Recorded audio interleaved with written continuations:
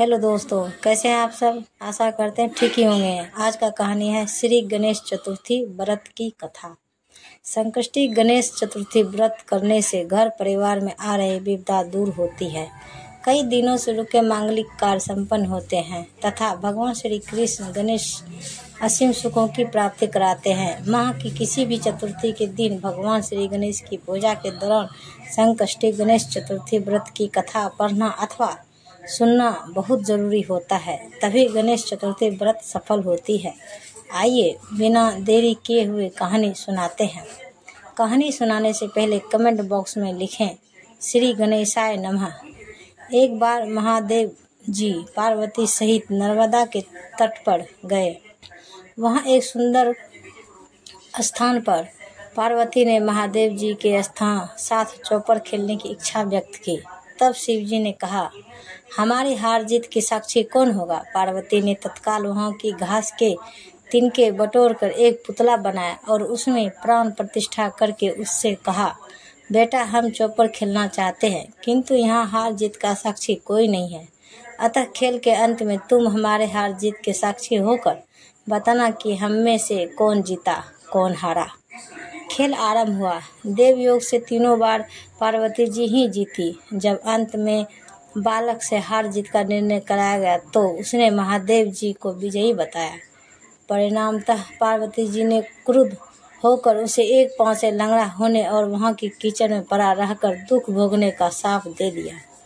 बालक ने विनम्रता पूर्वक कहा, माँ मुझसे अज्ञानवश ऐसा हो गया है। मैंने किसी कुटिलता या देश के कारण ऐसा नहीं किया है। मुझे क्षमा करें तथा शाप से मुक्ति का उपाय बताएं। तब ममता रूपी माँ को उस पर दया आ गई और वे बोली, यहाँ नाग कन्या गणेश पूजन करने आएगी। उनके उपदेश से तुम गणेश व्रत करके मुझे प्राप्त करोगे। इतना कहकर वे कैलाश पर्वत चली गई। 1 वर्ष बाद वहाँ श्रावण में नाग कन्या गणेश पूजन के लिए आई। नाग कन्या ने गणेश व्रत करके उस बालक को भी व्रत की विधि बताई। तत्पश्चात बालक ने 12 दिन तक श्री गणेश जी का व्रत किया। तब गणेश जी ने उसे दर्शन देकर कहा, मैं तुम्हारे व्रत से प्रसन्न हूँ, मनोवांछित वर मांगो। बालक बोला, भगवान मेरे पाँव में इतनी शक्ति दे दो कि मैं कैलाश पर्वत पर अपने माता पिता के पास पहुँच सकूं और वे मुझ पर प्रसन्न हो जाए। गणेश जी तथास्तु कहकर अंतर्धान हो गए। बालक भगवान शिव के चरणों में पहुंच गया। शिव जी ने उससे वहां तक पहुंचने के साधन के बारे में पूछा। तब बालक ने सारी कथा शिव जी को सुना दी। उधर उसी दिन से अप्रसन्न होकर पार्वती शिव जी से भी विमुख हो गई थी। तदपरंतु भगवान शंकर ने भी बालक की तरह 21 दिन पर्याप्त श्री गणेश का व्रत किया, जिसके प्रभाव से पार्वती के मन में स्वयं महादेव जी से मिलने की इच्छा जागृत हुई। वे शीघ्र ही कैलाश पर्वत पर आ पहुंची। वहां पहुंचकर पार्वती जी ने शिव जी से पूछा, भगवान आपने ऐसा कौन सा उपाय किया जिसके फलस्वरूप मैं आपके पास भागी भागी आ गई हूँ। शिव जी ने गणेश व्रत का इतिहास उनसे कह दिया।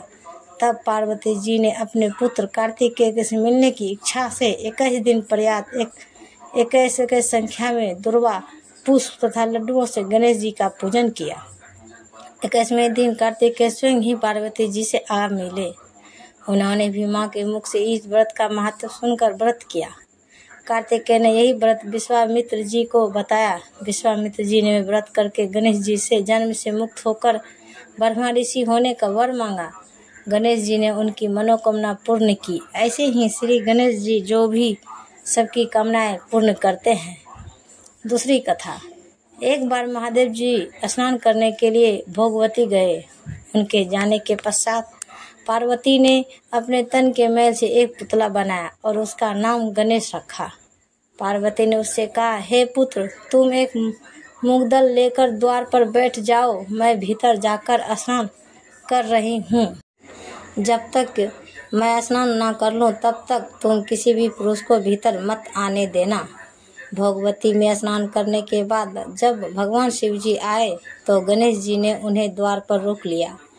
इसे शिव जी ने अपना अपमान समझा और क्रोधित होकर उनका सिर धड़ से अलग करके भीतर चले गए। पार्वती ने उन्हें नाराज देखकर समझा कि भोजन में विलम्ब होने के कारण महादेव जी नाराज हैं। इसलिए उन्होंने तत्काल 2 थालियों में भोजन परोसकर शिव जी को बुलाया। तब दूसरा थाल देखकर तनिक आश्चर्यचकित होकर शिव जी ने पूछा, यह दूसरा थाल किसके लिए है? पार्वती जी बोली, पुत्र गणेश के लिए है, जो बाहर द्वार पर पहरा दे रहा है। यह सुनकर शिव जी और अधिक आश्चर्यचकित हुए। तुम्हारा पुत्र पहरा दे रहा है? हाँ नाथ, क्या आपने उसे देखा नहीं? देखा तो था, किंतु मैंने तो अपने रोके जाने पर उसे कोई अदंड बालक समझकर उसका सिर काट दिया। यह सुनकर पार्वती जी बहुत दुखी हुए। वे विलाप करने लगी। तब पार्वती जी को प्रसन्न करने के लिए भगवान शिव ने एक हाथी के बच्चे का सिर काटकर बालक के धड़ से जोड़ दिया।